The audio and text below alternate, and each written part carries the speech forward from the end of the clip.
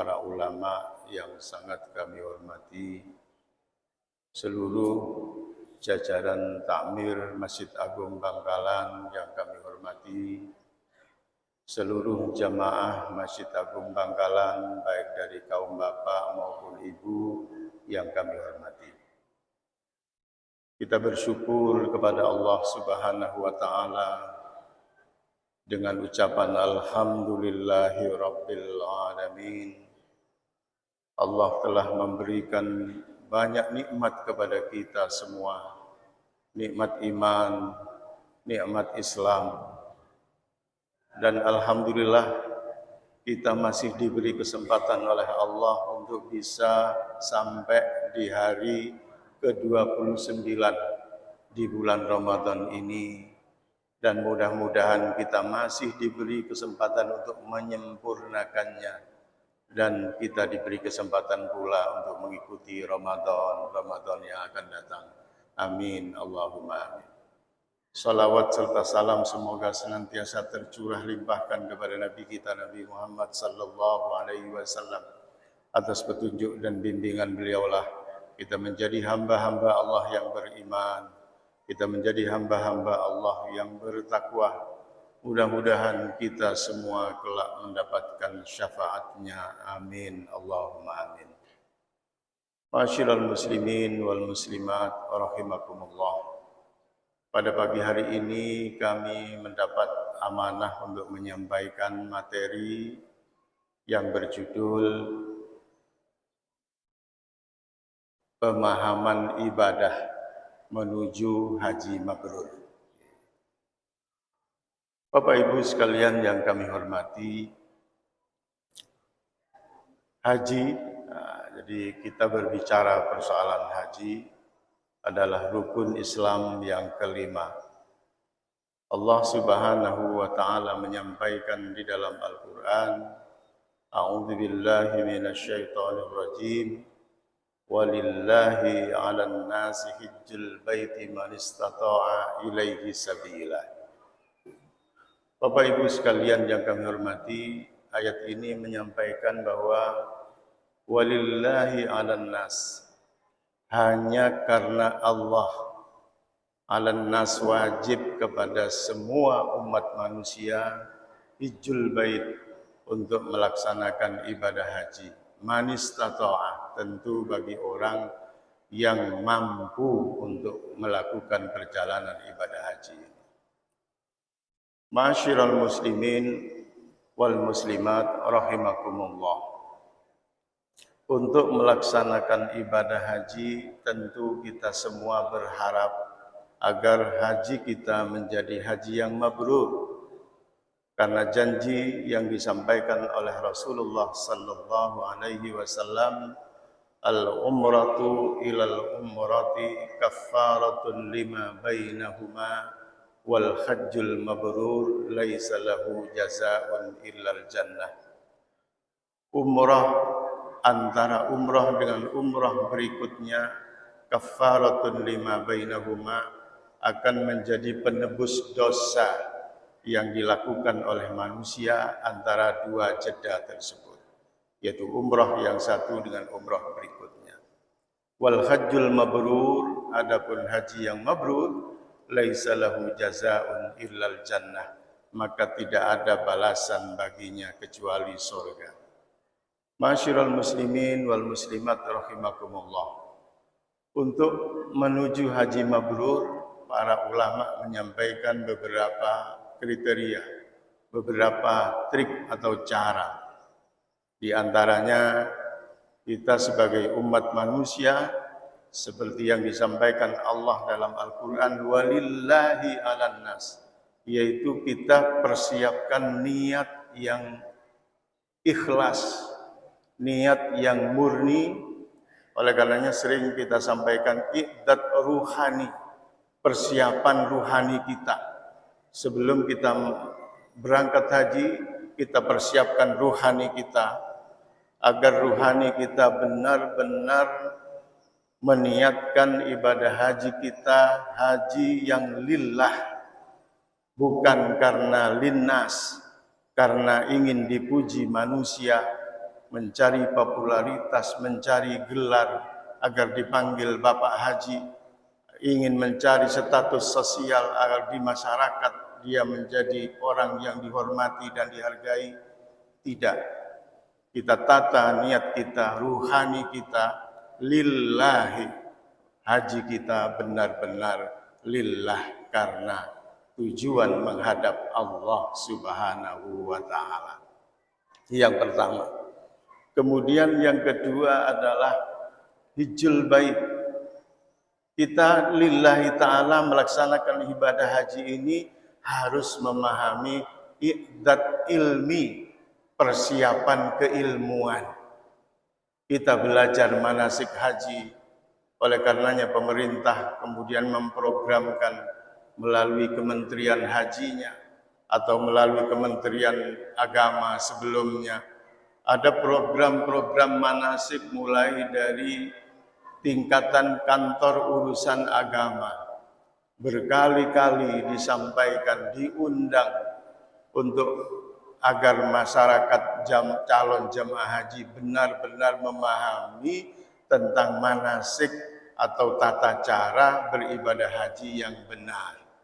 Karena kata Nabi Muhammad sallallahu alaihi wasallam, "Khudhu anni manasikakum." Ambillah dariku tata cara pelaksanaan ibadah hajimu. Ini dalam urusan haji. Sebagaimana dalam urusan salat, "Shallu kama ra'aitumuni usolli." Salatlah Anda sekalian sebagaimana Anda melihat aku sedang salat, kata Nabi. Tetapi dalam urusan haji Nabi menyampaikan, "Khudhu anni manasikakum." Ambillah dariku tata cara pelaksanaan ibadah hajimu. Sehingga calon jamaah sebelum berangkat itu sudah tahu apa yang akan dilakukan di sana. Bukan hanya sekedar ikut-ikutan. Orang ke barat, ikut ke barat. Orang ke timur, ikut ke timur. Begitu sebagian besar jamaah haji kita. Tidak tahu tata cara apa yang besok akan dilakukan, apa yang sekarang akan dilakukan. Oleh karenanya, salah satunya trik agar kita benar-benar mantap melaksanakannya, kuasai ilmunya, manasik hajinya. Ngerti tentang rukun-rukun dan kewajibannya. Rukun haji yang menurut ulama itu ada 5, ada yang mengatakan 6 dengan tertibnya. Ihram, wukuf di Arafah, kemudian tawaf ifadah, kemudian sa'i, dan kemudian cukur. Itu adalah rukun haji yang tidak bisa digantikan dengan yang lain. Tidak bisa diganti dengan membayar dam. Semua harus dilakukan secara mandiri. Tidak bisa pun harus digotong. Harus ada safari wukuf dan lain sebagainya, yaitu rukunnya. Ada kewajiban haji, yaitu mabit di Muzdalifah, mabit di Mina, lontar jumrah. Ini adalah wajib yang juga kita harus melakukannya, tetapi kalau tidak mampu kita bisa menggantikan dengan membayar dam. Ini harus kita kuasai sebagai orang yang ingin menjadi hajinya haji mabrur. Kalau Departemen Agama, Kementerian Agama biasanya menyingkat pekerjaan haji ini dengan ihwu ma musmin lontoi sakur. Jadi rukun dan wajib itu disingkat di lagu wajibnya itu ihwu ma musmin lontoi sakur. Itu ihram, wu wukuf, mamus mabit di Muzdalifah, min mabit di Mina, kemudian lontar jumrah, lontoi tawaf ifadah, sakur, sa'i, dan cukur. Ini pekerjaan haji. Disingkat menjadi lagu ihwu ma musmin lontoi sakur. Kalau kita sudah melakukan ibadah dengan benar, tata cara dengan benar, kemudian selanjutnya kita menata akhlak kita. Akhlak selama kita melakukan ibadah haji dan setelah juga pasca melakukan ibadah haji. Kita tetap jaga. Faman faradha fihinnal hajja, kata Allah Subhanahu wa taala. Faman faradha fihinnal hajja. barang siapa yang mempunyai kewajiban, artinya sudah melaksanakan ibadah haji di tahun tersebut, di kesempatan tersebut, fala rafasa wala fusuqa wala jidala fil hajj, maka tidak boleh dia selama melakukan ibadah haji, tidak boleh berkata rafas, tidak boleh berkata sesuatu yang menjurus kepada purno, yang kemudian juga menuju kemaksiatan, wala fusuq, tidak boleh berbuat fasik, wala jidalah, tidak boleh bertengkar dengan sesama muslim ketika kita melaksanakan ibadah haji di sana. Artinya akhlak kita benar-benar kita jaga. Kata Rasulullah sallallahu alaihi wasallam, man hajjal baitah, barang siapa yang melakukan ibadah haji walam yarfus, kemudian dia tidak melakukan rafas, walam yafsuk, tidak berbuat fasik, raja'a kayaumi waladathu ummuh, maka dia akan kembali ke negaranya, ke desanya, sebagaimana dia baru dilahirkan dari rahim ibunya. Ini janji Rasulullah. Jadi pemahaman ibadah, kemudian akhlak, tata cara kita lakukan, akhlaknya kita jaga dengan baik, maka ini akan mengantarkan kita pada haji mabrur. Kemudian ma'asyiral muslimin rahimakumullah, kita juga jangan lupa bahwa kita itu perlu persiapan i'dad mali, persiapan keuangan yang halal.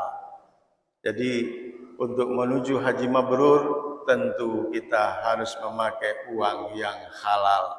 Karena kalau uang kita tidak halal, ketika kita mengatakan labbaik Allahumma labbaik, kata hadis Nabi, Allah menyampaikan la labbaik wala sa'daik, tidak labbaik dan tidak ada kebahagiaan bagimu. Jadi hajjuka mardud, hajimu ditolak. Kenapa? Karena keuangan yang kita pakai adalah keuangan yang tidak halal. Sehingga kita harus benar-benar menjadikan haji kita menjadi haji yang mabrur, dicarikan dari uang kita yang halal. Bukan haji saja yang cari uang halal, tetapi keseluruhan keseharian kita juga harus menjaganya dari keuangan yang tidak halal. Jadi pemahaman ibadah, kita pahami ibadah haji tersebut mulai dari berangkat, kemudian tata caranya dilakukan dengan benar di sana, bukan hanya sekedar ikut-ikutan. Mohon maaf, kadang kita mengikuti seseorang yang kita percaya, tetapi kadangkala juga orang tersebut yang menjadikan kita juga keliru. Kita juga harus memilih orang-orang yang benar-benar menguasai.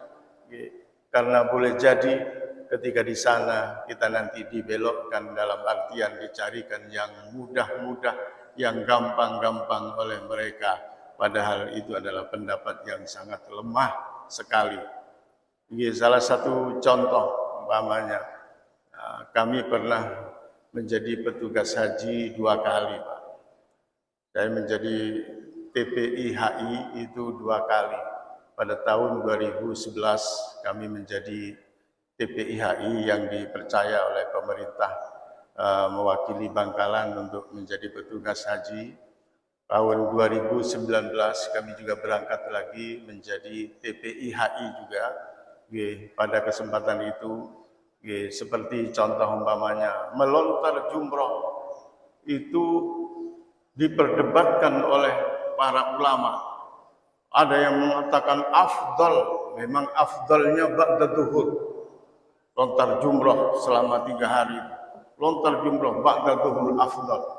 Tetapi pemerintah Saudi mengingatkan kita agar kita, rakyat Indonesia, tidak mengikuti yang afdal, karena kalau yang afdal akan berdesak-desakan dengan orang-orang yang besar, fisik kita kalah, bisa jadi kita nanti bahaya di situ. Oleh karenanya diberi himbauan oleh pemerintah Indonesia juga, kita ambil kaul saja yang ba'dad duha. Sebagian masyarakat tidak mau untuk melakukan ba'dad duha karena itu adalah kaul yang lemah. kaulnya Imam Taus yang lemah. Bahkan ada yang mengatakan itu adalah madhab Departemen Agama. Tetapi ada yang aneh, ada salah satu kelompok yang melakukan ibadah lontar jumroh ini justru sebelum subuh. Lalu kami dapat laporan dari sebagian jemaah, saya tegur pimpinannya, Pak Haji, jamaah sampean dilontarkan pada sebelum subuh, padahal ba'dad duha saja diperdebatkan. Tetapi kenapa panjenengan mengambil sebelum subuh untuk melontar? Nah ini salah satu contoh bahwa kadangkala kita itu sudah mengikuti seseorang, tetapi kemudian seseorang tersebut membawa kita kepada kaul yang sangat lemah dan bahkan tidak ada pegangannya. Nah, itu juga kita harus berhati-hati. Makanya jemaah harus mandiri, harus memahami ilmunya manasik haji secara benar, sehingga kalaupun nanti di lapangan terjadi sedikit penyimpangan, kita juga bisa bermufaroqah dengan mereka dan kita mengambil sesuai ilmu yang sudah kita pahami. Nah inilah pemahaman ibadah yang benar seperti ini akan insya Allah mengantarkan kita pada haji yang mabrur. Tentunya kita berpegang teguh kepada apa yang disampaikan oleh para ulama, ala inna alamatal hasanati amalul hasanati ba'daha alat tawal. Ingatlah bahwa tanda-tanda diterimanya sebuah amal, baik ibadah haji maupun ibadah puasa, ibadah-ibadah yang lainnya adalah amalul hasanati ba'daha alat tawal. Adanya kontinuitas perbuatan kebaikan setelahnya. Setelah ibadah haji selesai, amalnya semakin baik, semakin positif. Yang asalnya sebelumnya kadang bermaksiat sudah berubah menjadi orang yang baik dan lain sebagainya. Wa inna alamata raddiha, tanda-tanda ditolaknya kebaikan itu adalah antutba'a biqabihil a'mal. Setelah perbuatan kebaikan dilakukan, ternyata semakin terpuruk, semakin menurun kualitas amalnya, ibadahnya menurun, ibadah sosialnya juga menurun. Ini tanda-tanda tidak mabrur dan tanda-tanda juga puasanya tidak diterima. Na'udzubillahi min dzalik. Mudah-mudahan kita semua diberikan kesempatan oleh Allah Subhanahu wa taala untuk bisa melaksanakan ibadah haji secara sempurna, dan mudah-mudahan ibadah haji kita termasuk haji yang mabrur sehingga tidak ada balasan laisa lahu jazaa'un illal jannah. Mudah-mudahan apa yang kami sampaikan sedikit ini bermanfaat bagi kami dan juga bagi jemaah sekalian. Amin ya rabbal alamin. Selanjutnya kami serahkan kepada Bapak Mudasir untuk menyampaikan berikutnya. Demikian